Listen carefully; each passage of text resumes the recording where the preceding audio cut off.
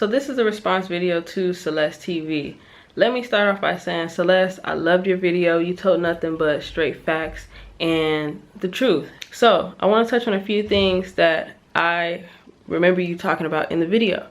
You were talking about the prices of the economy skyrocketing, how the price of food is going up, the cost of living is going up, and I wholeheartedly agree. No, you're not going to be able to find an apartment building or, you know, a nice house that is going to be $30 or $20 or whatever the YouTubers be saying, and that house super cheap.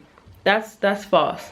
If you're going to find a place for that amount, you're going to be living in somebody's back village. You're not going to be able to find a boat ride. You're not going to be able to find a ride into the city to get to the things that you need unless you're ready to just basically fully dive in to the village living. Even the taxes are high. That was something that I didn't expect when I went there. I didn't think the taxes were going to be that high.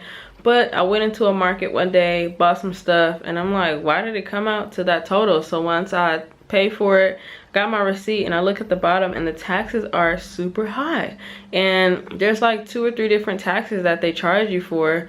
And that's something that's not usually mentioned by the YouTubers in their videos. They usually don't tell you that the taxes are high. So I feel like as YouTubers and as content creators, whatever you want to call yourself, when you're on this platform and you have an audience, you have a following, you have people that, you know, listen to you, that comment on your page, that are like, I love you, this and this, or I love your content, I feel like it is your duty, your responsibility to be honest with them and let them know what is real and what is not. I feel like it is neglectful of you YouTubers to tell people, do your research. Research is watching the videos because they don't know how it is to live in Tanzania. You do, because you're there. So they of course are listening to first-hand information from you guys. So if you guys are lying and saying this and this and this, oh, this is how it is, you can get a $30 apartment, it's super cheap, it's dirt cheap, you can live off of $100 a month including rent, that is cap. It's a straight up lie. Stop the cap. Stop the cap right now. Stop the cap. So I feel like telling people, oh, don't listen to me, do research. Then why are you putting the videos online if you're lying in the videos? Don't put something out there that is going to further push this narrative of everything being super dirt cheap in Africa.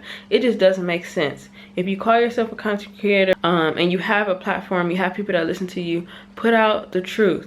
If you have resources, I've heard people even say you can find the prices of everything online. If you have those resources, go ahead and put that up. Make that available to your subscribers. Show them where it's at. Don't just say it. Don't just continue to repeat, oh, everything is online, you can find the price of this and that online, when it's not true. Another thing I want to touch on, stop shaming people for putting out their truths. If people had a bad experience or a negative experience in Tanzania, just because your experience is not the same, the exact textbook written same thing, do not shame them for putting out their truths.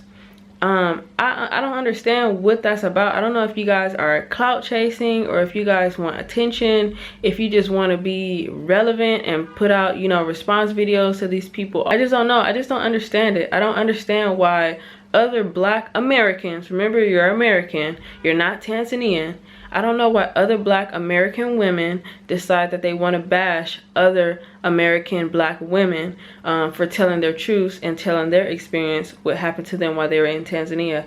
To me, that's just against the moral code. Like, you shouldn't be doing that. I've never once in my mind thought, yeah, I'm gonna go ahead and put out a video and bash this other Black woman on a platform, on social media. To me, that just doesn't make sense. So for the YouTubers that do that, you guys need to stop it. You guys need to hold yourself accountable, and you guys need to stop pretending that you're a Tanzanian. It's not true. You guys are still American at the end of the day. Please, please, please, YouTubers, stop bashing other Black women for putting out their truths. And not even just Black women, Black men, anybody who has had a negative experience in the country of Tanzania, Stop shaming them. That's their truth. That's their experience. You have no idea who they've come in contact with. You have no idea what YouTuber told them what. And stop telling people, put out the names, put out the names. If they don't want to say the names and they want to respect other people, let them do that. That's their business. That's their prerogative. I don't know what gives you guys this Karen mentality where you think you can get online and tell people, put out the names. If you don't put out the names, you ain't this, you ain't about it, you ain't gangster. Shut up. It's not your place to tell people what to do on their channel. It's their channel for a reason. Mind your business. Mind your business when it comes to your content and what's going on with you. If you did not have that experience, then move on. And Celeste, you were 100% on point when you were talking about the business and how it's not easy to set up a business and how it's not cheap. People keep telling you, just set up a business, start a business and you'll be fine. It's not as easy as that, and it's not as cheap as that. There's a lot of loopholes and back alleys and all this kind of stuff that you have to go through, and there's actual work permits that you even need to even work there. And even so, you still have to leave the country, I believe every 90 days, and then that work visa is only good for 2 years. You still are not a resident of Tanzania. You still are not a citizen of Tanzania. You just simply work there and own a business there, but you still are treated like a tourist. You still have to leave every 90 days, and it's expensive. People are not telling you how expensive starting a business truly is. And no, it's not $1,000. No, it's not $2,000. It is a couple $1,000s at minimum.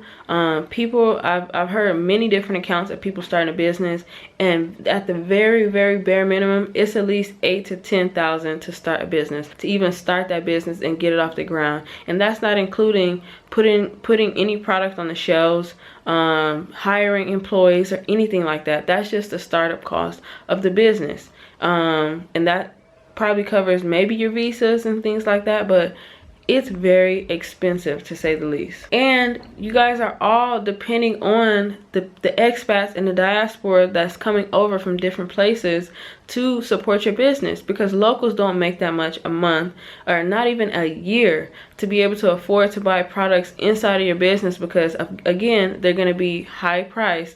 They're not going to be super dirt cheap as you guys are claiming Tanzania is, or the products that they sell in Tanzania. They're going to be diaspora prices. They're going to be high. So you guys are still depending on other diaspora to support your business. And if the diaspora are broke and you guys are bleeding them dry with, let's just say, consultations and not telling them the full truth in the consultation, you guys are just giving them the bare minimum and then never speaking to them again, that is wrong. It's dead wrong. Also, some of the diaspora will say, well, I will refer you to this person and this person. And a lot of times the contacts that they refer you to are scammers. The price that that person quoted you that they pay for it, you now are paying double, if not triple that price. And if you don't pay it, you refuse to pay it, or you try to say negotiate with them, they will withhold the product or the service from you until they get paid that amount. And when you said if it doesn't apply, let it fly, I started cracking up, because I'm like, in LA we have a saying that goes, if the shoe fits, wear it. If the shoe doesn't fit you, don't wear it. Leave it alone. Like I said before, mind your business. Mind the business that pays you. If you know you in your heart that you are not scamming people, or that you are not fitting the category and the descriptions of what all these YouTubers are saying is a scam, and what has happened to them either personally or through other people that they've heard, or even other families, don't worry about it. Stop sticking your head in business that does not pay you. You will live longer. You will be happier. You know, mind your business. Say it with me. Mind your business. And so this is to Celeste TV. I just want to say, girl, keep putting out your content. Don't let anybody on the internet ever try to shame you or tell you that what you're saying isn't true.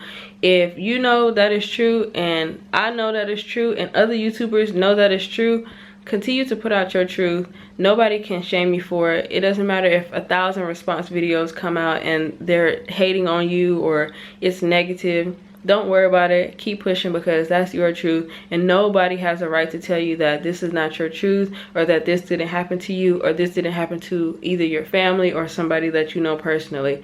Continue to do you. You are a bright light, and I'm sending you much love and positive energy. And yeah, thank you for putting out that video. Definitely, it was much needed, and I appreciate it.